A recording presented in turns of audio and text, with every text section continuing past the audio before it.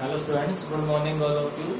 आज हम डिस्कस करेंगे साइक्लिक हाइड्रोकार्बन्स। ठीक है, हाइड्रोकार्बन्स हम जानते ही हैं कि हाइड्रोकार्बन क्या होते हैं। Those organic compound which are made up of only carbon and hydrogen, that is hydrides of carbon.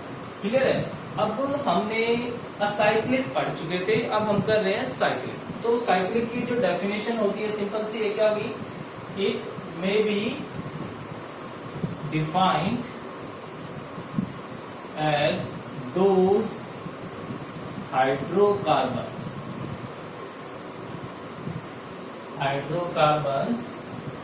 in which carbon atoms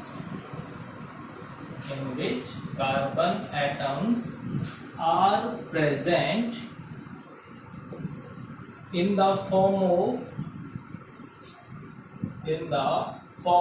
of cycle or closed ring। ठीक है, इस तरीके से। तो ये सिंपल से हो गए cyclic hydrocarbon.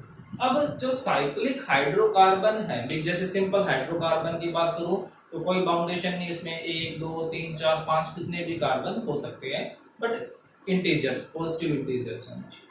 But cyclic hydrocarbon के लिए सूत्र की कम से कम कितने कार्बन एटम्स तो होने चाहिए। अगर इससे कम कार्बन एटम हुए तो साइकिल फॉर्मेशन होगी नहीं।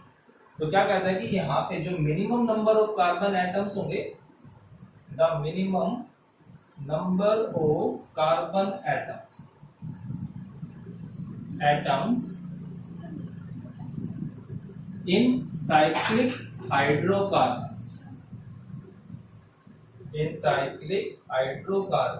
will be is कि कम से कम 3 कार्बन एटम होने चाहिए। मतलब अगर 1 कार्बन एटम हुआ तो भी साइक्लिक हाइड्रोकार्बन नहीं बनेगा, 2 हुए तो भी नहीं बनेगा।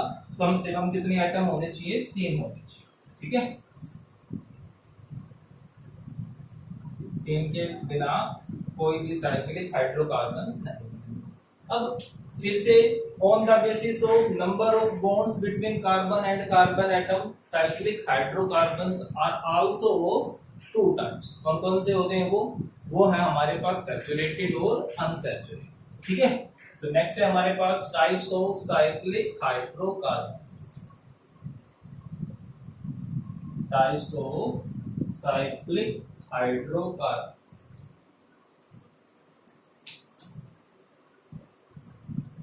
Types of cyclic hydrocarbons। तो इसको भी क्लासिफाई कर सकते हैं किसके बेसिस पे? On the basis of number of bonds between carbon atoms या between carbon atom. These are of 2 types, है ना? कौन से होंगे वो? फर्स्ट है हमारे पास सैचुरेटेड साइक्लिक हाइड्रोकार्बन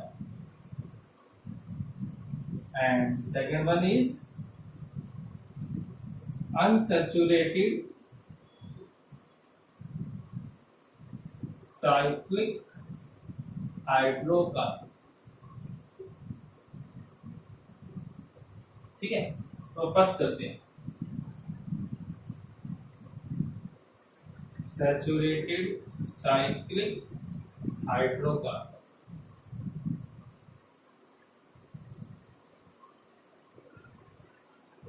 अब सैचुरेटेड साइक्लिक हाइड्रोकार्बन्स हैं, इसका मतलब क्या हुआ कि जो कार्बन कार्बन के बीच में जो बॉन्ड होगा वो बॉन्ड कैसा होगा बेटा? सिंगल, है ना? बढ़ चुके हैं कि जो नंबर ऑफ हाइड्रोजन होंगे वो क्या होंगे? वो मैक्सिमम होंगे।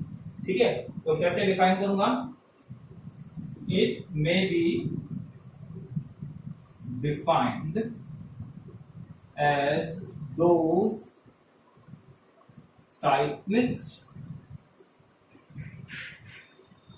cyclic hydrocarbons in which single bond is present between carbon atoms. ठीक है, कार्बन एटम्स में सिर्फ और सिर्फ सिंगल बॉन्ड प्रेजेंट होगा। जैसे ठीक है, अब कार्बन की वैलेंसी पूरे करो। एक कार्बन 4 बॉन्ड बनाता है ना, अब इस पे आ जाओ 1 2 3 4। 4 से ज्यादा बेटा किसी भी हालत में नहीं बनेंगे। अगर 4 से ज्यादा बन जाते हैं तो इसका मतलब आपने कहीं ना कहीं मिस्टेक कर दी।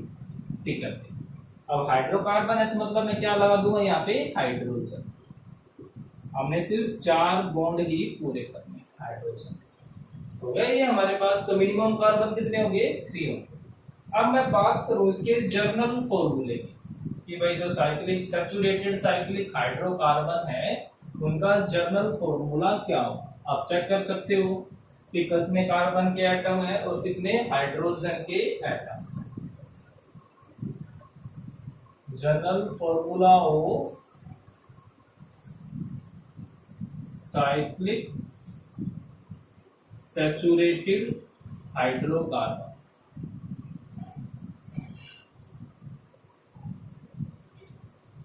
क्या फॉर्मूला होगा इसका, CnH2।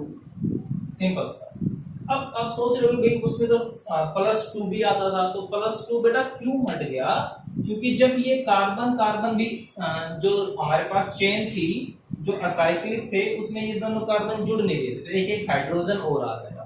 बट जब इन दोनों को आपस में जुड़ना होगा तो मुझे क्या करना पड़ेगा, उन हाइड्रोजन को हटाना पड़ेगा ना, वरना तो 5 बॉन्ड बन जाएंगे। भी जैसे हमारे पास उस केस में क्या था, कुछ ऐसा था, है ना। अब मुझे इन दोनों कार्बन को जोड़ना है, तो अब देखो अब कितने बॉन्ड हो गए, 1 2 3 4 5, वो तो पॉसिबल ही नहीं है। तो मुझे क्या करना पड़ेगा, एक एक हाइड्रोजन को हटाना पड़ेगा। तो 2 हाइड्रोजन कम हो गए ना, तो वो +2 -2 क्या बच गया, सिंपल 2 है। और भी एग्जांपल ले सकते हैं हम, जैसे n की वैल्यू मैंने 5 पुट कर दी।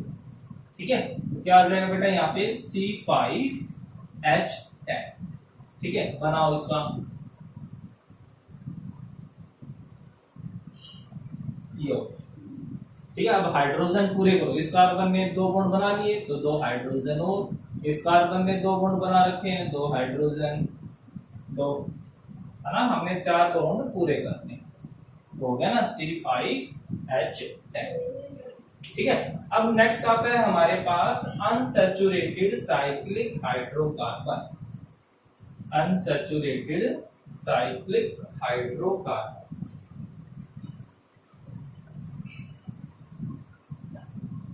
Unsaturated cyclic hydrocarbon. ठीक है, ये आपके 10th लेवल पे बहुत ही कम यूज होंगे। तो अब इसका कैसे डिफाइन करूंगा इसको, it may be defined as those cyclic hydrocarbon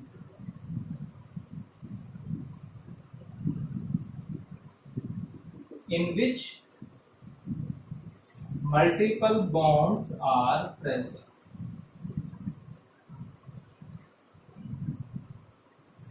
Multiple bonds are present between carbon atoms. है ना। अब वो मल्टीपल बॉन्ड कोई एक हो सकता है या बहुत सारे हो सकते हैं, है ना। हम उनको क्या बोल देंगे, अनसैचुरेटेड साइक्लिक हाइड्रोकार्बन। तो फिर से भाई अगर उसके अंदर एक मल्टीपल बॉन्ड हुआ, मतलब एक डबल बॉन्ड हुआ, तो इसमें से क्या कर दूंगा, 2 माइनस और कर दूंगा। ट्रिपल बॉन्ड हुआ तो फिर फर्दर 2 और माइनस कर दूंगा, है ना। तो वही जनरल काम चलता रहेगा। अब मैं जो इसका सबसे सिंपल एग्जांपल बताऊं, मतलब जो हमारे एग्जाम पॉइंट ऑफ व्यू से भी इंपॉर्टेंट है, तो वो है बेंजीन। ठीक है, तो जो बेंजीन है इसका फॉर्मूला होता है बेटा C6H6। इसका फॉर्मूला भी पूछा जाता है एग्जाम में और इसका स्ट्रक्चर भी पूछ लेते हैं। तो ये जो बेंजीन है इसका फॉर्मूला C6H6। ठीक है, अब हाइड्रोकार्बन तो भाई कोई कार्बन और हाइड्रोजन ही है, 6 कार्बन साइक्लिक है तो साइकिल की फॉर्म में होंगे। हो गया। अब सिर्फ 6 हाइड्रोजन लगा देता हूं, 1 2 3, 4, 5 और 6। अब सभी की बैलेंसी भी पूरी करनी है। अब बैलेंसी कैसे पूरी होगी इनकी? तो यहाँ पर क्या प्रेजेंट होता है बेटा? Multiple bonds. अल्टरनेट होने चाहिए, लगातार मत कर देना वरना बेंजीन का स्ट्रक्चर गलत हो जाएगा। तो ये किसका स्ट्रक्चर हो गया बेटा? बेंजीन का। अब आप चेक कर सकते हो हर एक कार्बन की यहाँ पर बैलेंसी कंप्लीट। ठीक है, तो ये हो गया। इसको हम दूसरा नाम क्या देते हैं बेटा? Aromatic hydrocarbons.